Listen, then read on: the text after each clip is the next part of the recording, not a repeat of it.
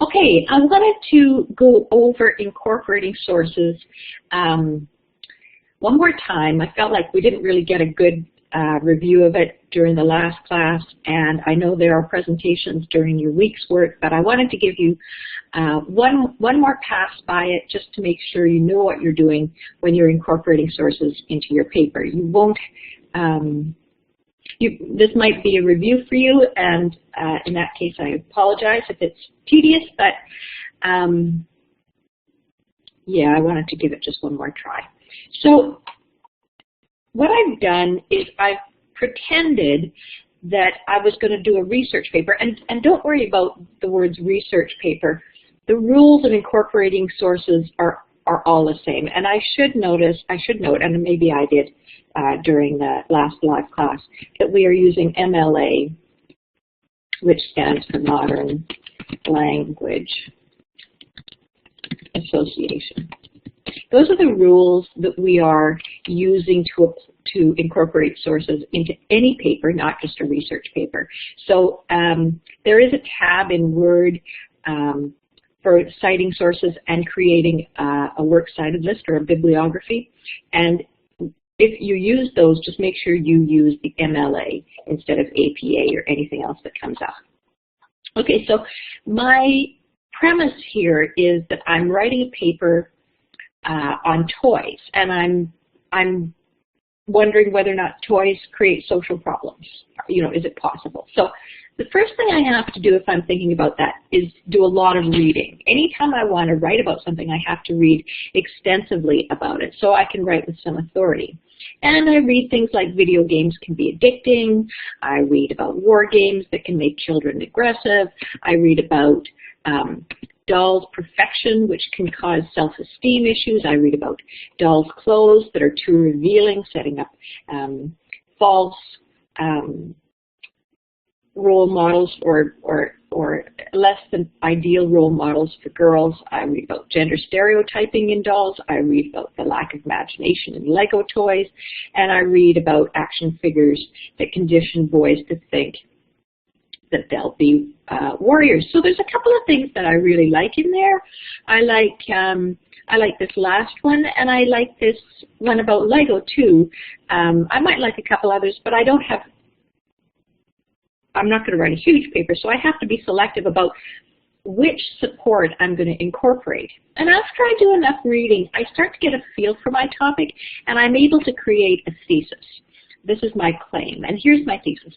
Because the goal of toy manufacturers is increased sales, some toys do cause social problems in children, limiting imagination, encouraging aggression, and undermining self-esteem. So those are the three areas that I want to explore: limited imagination, encouraging aggression, and undermining self-esteem. And since I've listed them in my thesis, which is a perfectly fine thing to do, I have to treat them in that order. So I first of all have to talk about limiting imagination, then I have to talk about aggression, and then I have to talk about self-esteem.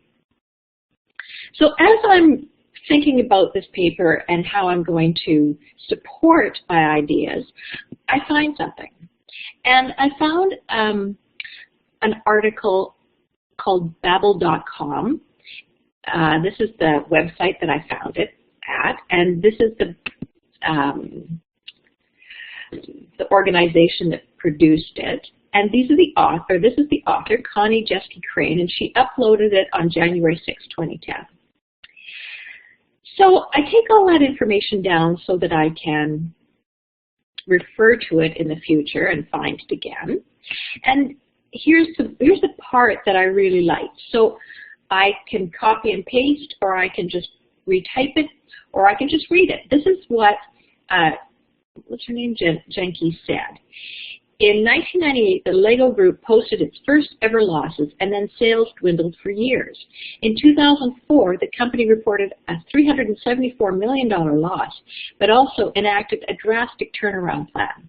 This involved more Lego sets with lucrative tie-ins, including more of the Star Wars line, first introduced in 1999, Batman in 2006, Indiana Jones in 2008, and a series of video games. On the business end, the company drastically cut its workforce and outsourced packaging and production to Eastern Europe and Mexico. The plan worked. In 2006, the Lego Group boasted $281 million in profit and sales and have been robust ever since. Okay, so that's good stuff. I don't want to use all of it because remember, I'm talking about toys, not so much about the business of making toys. So I choose only the parts of the quote that I think are going to work. And so because I'm talking about lack of imagination and I'm going to particularly focus on Lego, this is what I might write. So these are my words now. And this will be part of my essay. Of course, I won't have Lego section at the top of it, but as I'm writing it, this helps me keep everything organized. So here's what I write. As kids, my brothers and I spent hours sitting on the floor playing with Lego. We built cars, monsters, houses with furniture, even people who lived in the houses or ran from the monsters. We built anything we wanted. Today, Lego playing kids follow a prescribed pattern to build what is pictured on the box.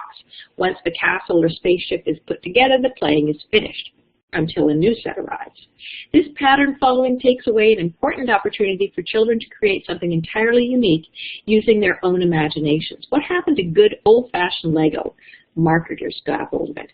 When sales started to slip, Lego changed its tactics, which, and here's my quote that I'm taking from Crane, involved more Lego sets with lucrative tie-ins, including more of the Star Wars line, first introduced in 1999, Batman in 2006, Indiana Jones in 2008, and a series of video games. And then I acknowledge where I got it from.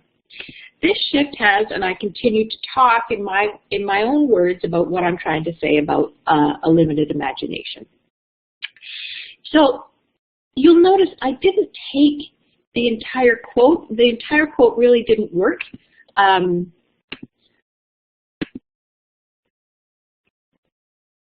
I didn't need all that information, but I like the part that I did take, which is down here, which talks about the point I want to make. So I incorporate it like this. Notice that I weave it smoothly into my dialogue, which involved. If you were to listen to this, you really wouldn't be able to tell where my words ended and where the quote begins, and that's what you want. Since I'm using a quote, I have to use, which means I'm using the exact words, I have to use quotation marks around the part that I'm borrowing. I have to include the in-text citation.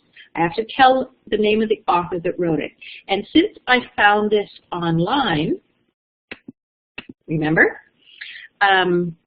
there are no page numbers.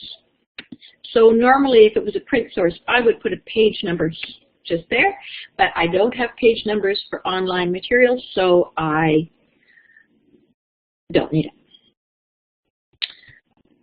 Let's move on. I keep reading.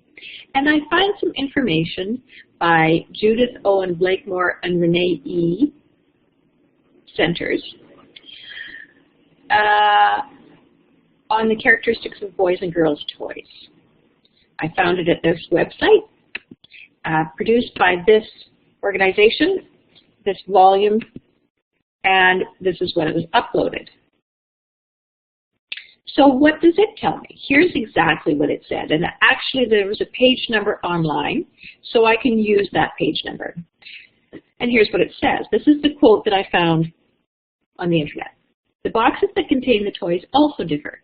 Action packages rarely have pictures of boys on the packages. Instead, the packages show the figures themselves, often more human-like than the actual doll, acting in various complex and highly colored illustrations.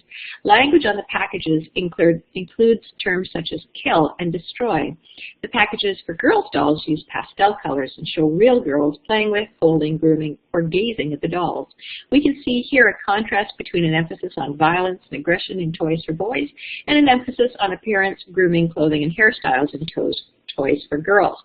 Okay, so this is very interesting if I want to talk about gender stereotyping, right? So how do I incorporate it into my material? I like this. Let's see what I can say. Remember, when we're incorporating quotes, we're incorporating them to support our own opinions. So we have to make sure that we have our own opinion. So this section is going to be on aggression and causing aggression in boys, some toys that do. So here's what I write. While many argue that little boys will play with pretend guns and be aggressive in their play anyway, manufacturers of boys' toys encourage that violence. Fun playtime is not emphasized. Judith Blakemore and Renee Centers, researchers at MIT, found that images of boys having fun does not feature on action figures packages. Instead, the antagonistic figure itself is shown, and the instructions may use words such as kill and destroy. How does this encourage the social cooperation and harmony which we expect of grown men? It does not. It leads to, and I go on. Okay, so I only wanted the bits of information that had specifically to do with encouraging aggression amongst boys.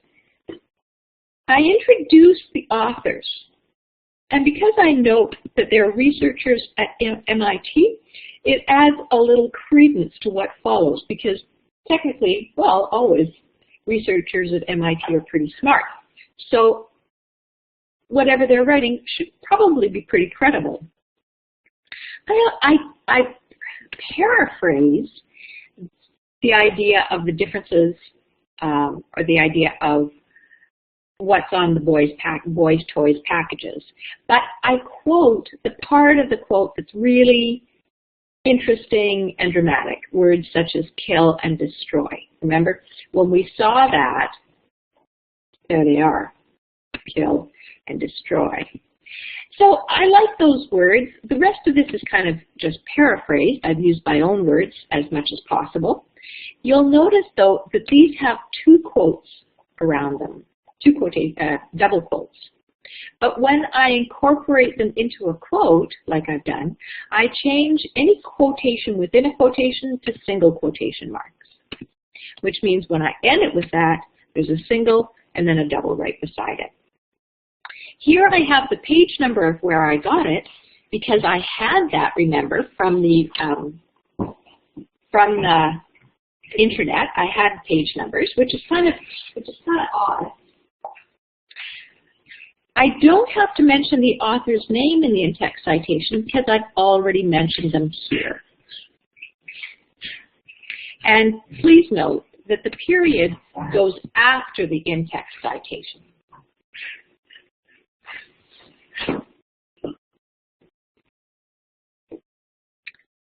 So I go on, I find more information, I incorporate it as I just showed you, and of course I finish with a works cited list, which probably has more sources on it. But this is what it would look like for the two sources I was talking about today. Of course, they're alphabetized by author. I have the author's names and then the name of the article, where it was published, as much information as I can find, then the date it was published. I have the designation web because I found both of these online, and then the date I accessed them in this format. So for you, the dates would be, you know, I don't know, 30 June 2016. Okay, so hopefully this serves as a resource for you as you start to incorporate sources into your own essays. If you have any questions or want me to look over your attempts before submission, please don't hesitate to send me an email and I'll be happy to do that. Thanks for watching.